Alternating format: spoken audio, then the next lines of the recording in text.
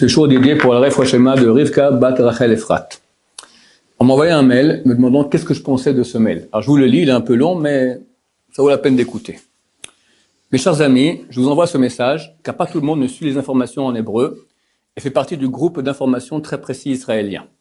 Le but de ce message n'est pas de stresser, donc moi aussi je compte stresser personne, vraiment, sincèrement, mais c'est très intéressant. Mais juste de se préparer au cas où, pour être tranquille. On se demande tous pourquoi Bibi, donc Benyamin Netanyahu, appelé communément Bibi, a accepté un cessez-le-feu après 520 roquettes tirées sur Israël, et pourquoi ce silence si perturbant. La coalition, ça presque c'est désagrégé, donc Lieberman a quitté parce qu'on n'est pas rentré en guerre contre Gaza, et beaucoup de gens ont critiqué, quoi. On n'est pas des canards qu'on nous tire comme ça, 520 roquettes, on ne réagit pas. Alors voilà les dernières infos que pas tout le monde ne sait ou ne suit. Il n'y a rien de secret dans ce que je vais dire, tout est déjà publié, mais juste pas suivi par tous. Quelques points. 1. Le Ramatkal, donc le chef d'état-major, Gadi Eisenkot, a annulé un rendez-vous très important en Allemagne la semaine prochaine. Les raisons sont gardées secrètes pour le moment.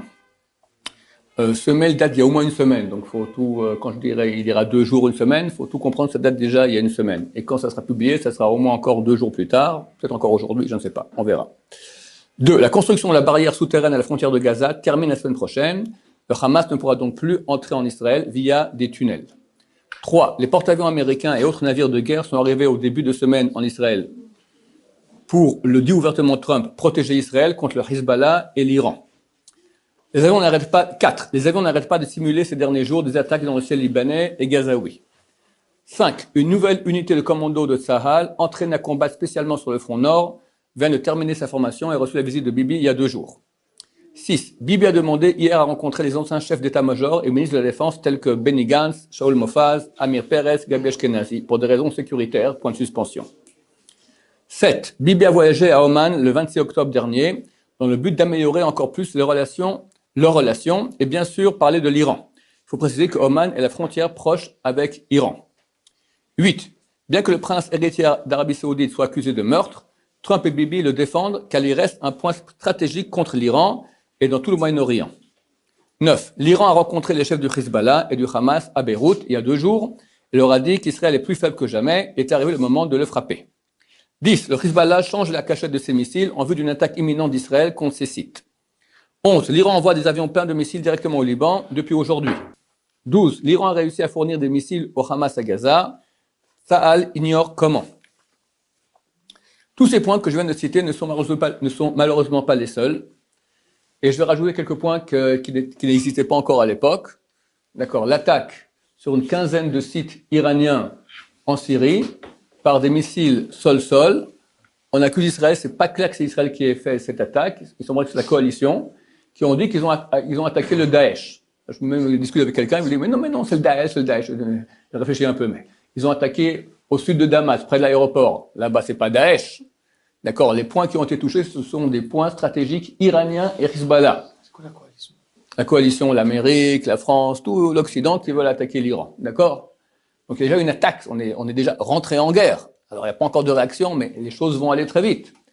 Deuxièmement, ce lundi, Bibi est parti d'urgence avec tous ses plus grands stratèges pour aller voir Pompeo, le secrétaire d'État américain, l'homme le plus haut après Trump, qui était avant le chef de la CIA. D'accord? Pourquoi d'urgence? Ça devait avoir lieu en fin de semaine.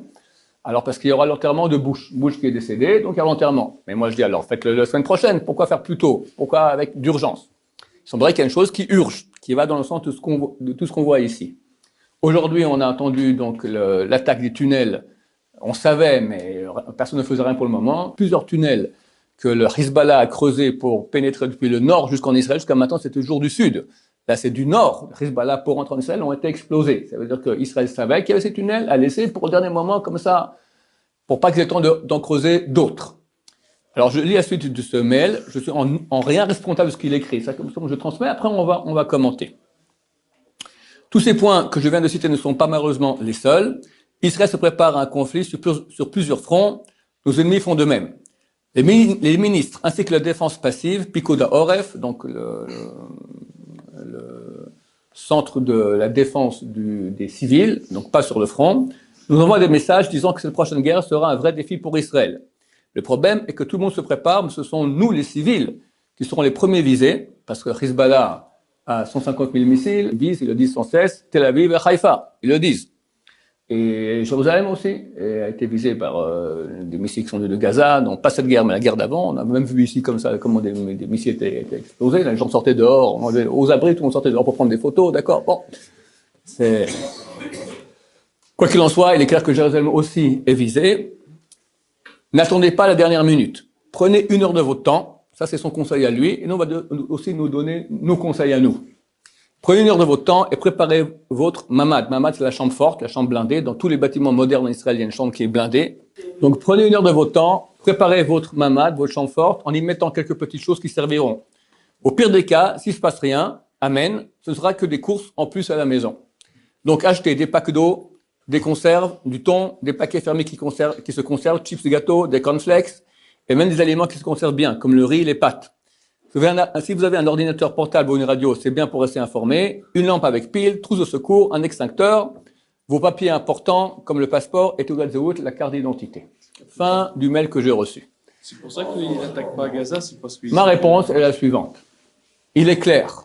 Je ne suis pas à l'état-major, je ne suis pas à l'état, et je crois que personne ne sait exactement, peut-être qu'il y en a qui ont déjà décidé d'une date, mais Dieu sait, et nous comprenons que c'est imminent. Quand? Ça peut être aujourd'hui, demain, dans une semaine, un mois tout cassé, peut-être plus, je ne sais pas. Il y aura une guerre. Ce n'est pas une petite guerre. Il s'agit d'attaquer l'Iran. Ce n'est pas une guerre contre le Liban, ce n'est pas une guerre contre la Syrie, ce n'est pas une guerre contre l'Irak, ni contre l'Iran. C'est tous à la fois. Et peut-être même la Russie, je ne sais pas quelle sera la position de la Russie. Il se peut qu'au début, ils vont rester tranquilles. On a déjà raconté l'histoire de Maril Diskin qui a dit qu'il se peut qu'à la fin, les Russes vont arriver ici. On ne sait pas vers quoi ça peut amener. Ça peut être une guerre totale. Il y a aussi une très grande tension entre l'Ukraine et la Russie. La Russie a amassé son armée, ses chars à la frontière ukrainienne. On est proche d'une guerre. Il y a déjà une mobilisation en frontière d'Ukraine. On ne sait pas vers quoi ça va. Il ne faut pas être naïf et croire que tout ira bien dans le meilleur des mondes. On espère que tout ira bien, Bezrat Hashem, avec l'aide de Dieu, mais il faut se préparer et savoir qu'il y a de grandes chances qu'on parte en guerre. Comment ça va se dérouler? Il y a un danger. Et comme le dit Sommet avec beaucoup d'intelligence, les premiers visés sont les civils. Baruch Hashem, on a un Dieu qui nous protège. La dernière guerre, on a une grande preuve. Sur ces 520 roquettes, il n'y a aucun mort, si ce n'est un illégal arabe qui était, lui et sa femme, elle a été blessée, lui, il a été tué. Mais qui sait? On n'est pas tellement méritant. Et il faut prier beaucoup pour que Dieu mette vraiment pas son dôme de fer, mais son dôme de lumière pour empêcher nos ennemis de nous anéantir. Je ne sais pas quelle sera l'issue de cette guerre, je ne suis pas prophète. Je pense que Mashiach est à la porte. Quand il viendra, je ne sais pas. C'est écrit qu'au mois de Nissan on a été sauvés, au mois de Nissan on sera sauvés, ça peut être avant. Purim, on a vu que c'est toujours une fête qui est très très très très grande pour le peuple d'Israël. On rentre dans 1 ou 2 semaines après Hanouka dans une époque qui est difficile, qui s'appelle celle des Shovavim, le tikkun de tous les péchés sexuels qui ont pu être faits. C'est une période qui est d'habitude difficile. Donc il faut se préparer. Comment on se prépare? En faisant tchouva. Donc je dis pas qu'il faut pas. Moi j'ai pas. Hashem, on n'a pas fait de provision. Je dis pas qu'il faut pas en faire. Celui qui veut qu'il fasse, comme il a dit, au pire des cas, tu auras fait un peu plus de commission, ça restera pour le futur. Mais oui, que tout le monde fasse tchouva, faire le bilan personnel. Si il y a la guerre, c'est une bonne raison. Si Mashiach, c'est encore une plus grande raison. Si Mashiach revient, on n'est pas prêt, c'est terrible. Parce qu'après, c'est terminé, on peut plus avancer et dire je regrette, trop tard. Tout cela sont des signes comme quoi c'est extrêmement proche. Je peux me tromper. Ça fait 30 ans que je dis que c'est extrêmement proche, mais un jour je ne me tromperai plus. C'est évident qu'on est, j'ai déjà dit souvent, ceux qui ont déjà eu, vous non, quand vous serez marié, vous verrez quand votre femme va accoucher, ceux qui ont déjà vécu l'accouchement de leur femme, il y a les dernières contractions à la fin. Et à chaque fois, la sage-femme nous dit, vas-y, c'est la dernière contraction. Ces contractions sont atroces. C'est terrible, d'accord? C'est atroce. J'ai pas vécu cela, mais d'accord, j'ai entendu cela. Et la sage-femme dit, vas-y, c'est la dernière, pousse. Il faut qu'elle pousse la femme, elle en peut plus. Pousse la dernière. Elle pousse, et rien n'est sorti. 30 secondes plus tard, un peu de repos. Vas-y, c'est la dernière. Des fois, 1 heure comme ça, c'est la dernière. On parle maintenant de l'accouchement le plus grand de l'histoire, Mashiach. Il est clair que Dieu veut l'amener. On est en phase d'accouchement. On est en fin de phase d'accouchement. Ça peut sortir d'un moment à l'autre. Quand ça sera, personne ne sait. Mais qu'on y est, c'est très clair. Ça sent de tous les côtés.